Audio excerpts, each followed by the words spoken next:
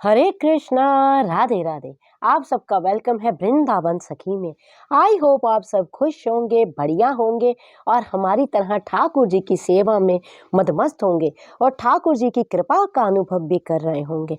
तो फ्रेंड्स, जैसे कि आप लोग जानते हैं मकर संक्रांति का पावन पर्व आने वाला है, कुछ ही दिन रह गए हैं और रोज मैं आपको मकर संक्रांति के ऊपर नए नए वीडियो दे रही हूँ।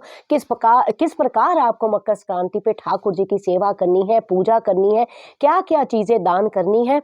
तो आज मैं आपको बताऊंगी जो विशेष दान है मकर संक्रांति का, वो आपको किस प्रकार करना है। बड़ा ही सरल है, ये बहुत आसान चीजें जो आपके घर की रसोई में रखी होती हैं, पड़ी होती हैं। आपको कहीं भी बाहर जाने की आवश्यकता नहीं है, कहीं कोई ज्यादा धन भी आपको लगाने की आवश्यकता नहीं है। घर के अंदर रसोई घर में पड़ी हुई ये चीजें आपको इतना फायदा, दान करने पर इतना धन और इतनी वैभव आपको दे सकती हैं और आपको कितना फल प्राप्त हो सकता है।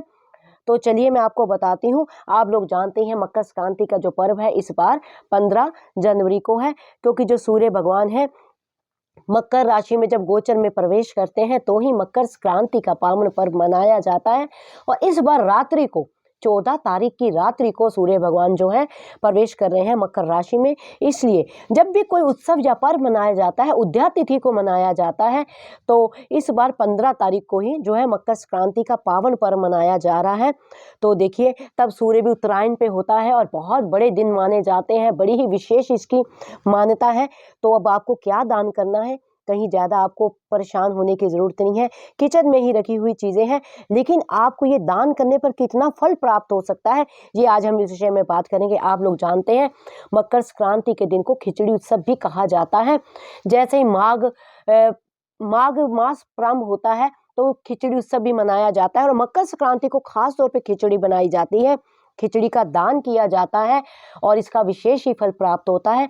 जिस घर में खिचड़ी का दान होता है उस घर में कभी माँ लक्ष्मी उस घर को छोड़ के नहीं जाती, माँ अन्नपूर्णा भी उसके घर के भंडार भरती है।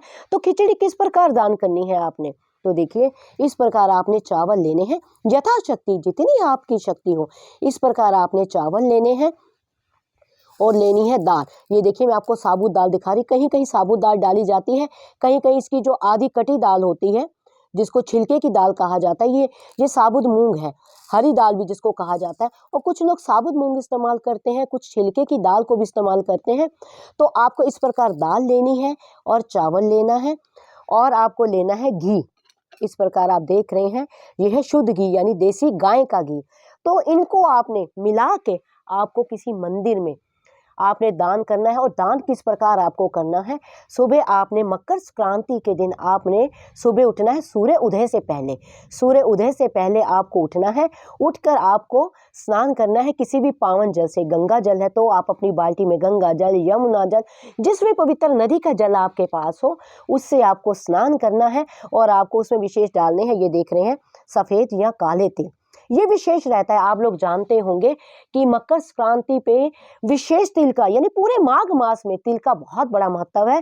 तिल का दान महादान कहा जाता है। तिल से स्नान करना चाहिए, तिल के ही तेल के दीप दान करने चाहिए। यहाँ तक कि तिल के तेल की अगर आपको मालिश की जरूरत हो शरीर में, तिल के तेल की आप मालिश करें, इतना बड़ा तिल का महत्व माना जाता है। तो आपने तिल डाल के स्नान करना है और स्नान करते ही सबसे पहले आपने इस प्रकार चावल लेने हैं, दाल लेने, दोनों को मिला लेना है। वो आपकी इच्छा है, आप आधी कटी दाल लें या साबुत दाल लें। हर जगह का अपने अपने प्रांत का टेस्ट होता है, कोई आधी कटी दाल डालता है, कोई साबुत दाल डालता है। तो उसको मिला लेना है और बीच में जितनी आपकी शक्ति हो, जितना आपका समर्थ हो, देसी घी आपने लेना है। चावल और दाल को मिला के बीच में सेंटर में इस प्रकार आपने देसी घी को रख देना है। तो आपने ये लेना है और आपको क्या लेना है, गुड़ और तिल। गुड़ और तिल, चाहे काले तिल हो तो सबसे बढ़िया, काले ना हो तो आप सफ़ेद लें, सफ़ेद तिल लें। आप चाहें तो तिल के लड्डू भी बना सकते हैं, तिल के लड्डू बना के भी आप दान कर सकते हैं। आप लोग नहीं तो आसानगी से आप गुड़ को दबा के तिल के अंदर लपेट के भी इतने मोटे मोटे लड्डू बन जाते हैं, आसानगी से बन जाते हैं। उसमें कोई घी वगैरह मिलाने की आवश्यकता नहीं तो गैस पे भी जो गृहिणियाँ होती हैं उनको बनाने आते हैं, गैस पे गुड़ को पतला करके उसमें तिल मिला के उसके भी लड्डू बन जाते हैं, जैसे आपको आसानगी लगे। तो इस प्रकार आपने तिल के लड्डू बनाने हैं। लड्डू बना के वो भी आपने मंदिर में जाके सुबह स्नान करने के बाद ठाकुर जी को प्रणाम करने के बाद ठाकुर जी के हाथों में हाथ लगवा के ये जो है आपने मंदिर में दान करना है। और अगर हो सके तो आप लोग जानते हैं हरी सब्जियों का सीज़न है, आप पालक है या कोई भी हरी सब्जी है, मटर, पालक, गाजर, इस प्रकार की सब्जियां भी दे सकते हैं। तो आपने किसी ब्राह्मण को दान करना है, हो सके यथाशक्ति आप उसमें जो है धन भी डाल सकते हैं। जितनी आपका समर्थ हो, 10, 20, 50 हो, वो आपका समर्थ है, उस हिसाब से आप डाल के ये सब चीज़ें दान करें। और आप आटा भी इस दिन दान कर सकते हैं। और खिचड़ी का तो इतना बड़ा महत्व है, आप हमारे वृंदावन में आए तो आपने हमारे प्यारे ठाकुर राधा वल्लभ के अगर आपने दर्शन किए हो, राधा वल्लभ को कहते हैं ना, जय श्री राधा वल्लभ दर्शन दुर्लभ, यानी बड़े ही भाग्यवान को राधा वल्लभ के दर्शन, बांके बिहारी के दर्शन तो आप करते ही होंगे, तो राधा वल्लभ के दर्शन भी बड़े भाग्यवान व्यक्ति को होते हैं। तो हमारे राधा वल्लभ में सुबह मंगला में ही राधा वल्लभ जी का खिचड़ी उत्सव चलता है इन दिनों में।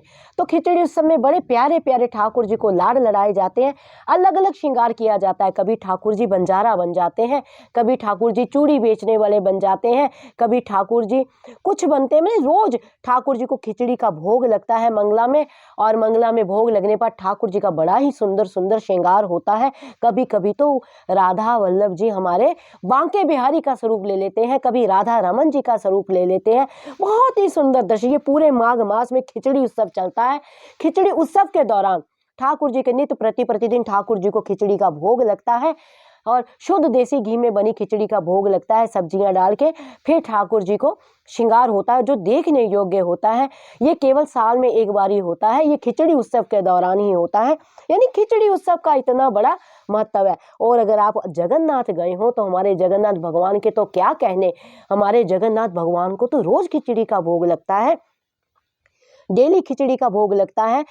प्रथम उठते ही ठाकुर जी उठते ही खिचड़ी खाते हैं, और ठाकुर जी को जब खिचड़ी का भोग लगता है, ठाकुर जी को ये कह के लगाया जाता है, हे नाथ, हे जगन्नाथ, सारी सृष्टि के नाथ, ये खिचड़ी है, ये खिचड़ी का भोग लगा, ये कर्माबाई की खिचड़ी है, ये कर्माबाई ने आपके लिए बनाई है। तो इस भाव से ठाकुर जी को भोग लगता है। खिचड़ी का दान महादान कहा जाता है। और जो मकर संक्रांति के दिन तो विशेष ये जो दान आपको करना चाहिए, जितनी शक्ति, ये नहीं है कि मैं आपको कहूँ 5 किलो, 10 किलो, 50 किलो, ये मैं नहीं कहूँगी।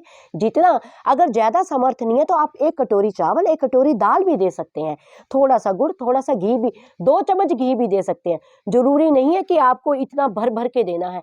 हाँ, अगर समर्थवान है, ठाकुर जी की कृपा है, तो आप जितना यथाशक्ति, जितना आपका मन करे, आधा किलो, 2 किलो, 5 किलो, 10 किलो, जितना आपका मन करे उतना आप दान कीजिए। नहीं तो 1 कटोरी, 1 प्लेट, 1 गिलास, वो भी आप दान कर सकते हैं मिला के। लेकिन ये ध्यान रखना है, आपने दाल और चावल को मिला के देना है। और आप अगर इसके लड्डू बनाते हैं तो लड्डू भी आपकी यथाशक्ति है, 5 लड्डू, 7 लड्डू, 11 लड्डू या 14 लड्डू, जितनी आपकी यथाशक्ति है उसके अकॉर्डिंग दान करें। ये दान करने से आपको क्या फल की प्राप्ति होगी, घर में कभी माँ लक्ष्मी आपको छोड़ के नहीं जाएगी, लक्ष्मी माता आप पे प्रसन्न रहेगी, घर में धन के भंडार बनेंगे, और अन्नपूर्णा माता तो आप पे प्रसन्न रहेंगी, कभी भी आपके घर में अन्न की कमी नहीं होगी। तो इस प्रकार आपने मकर संक्रांति पे ये विशेष दान है, ये दान आपने जरूर करना है।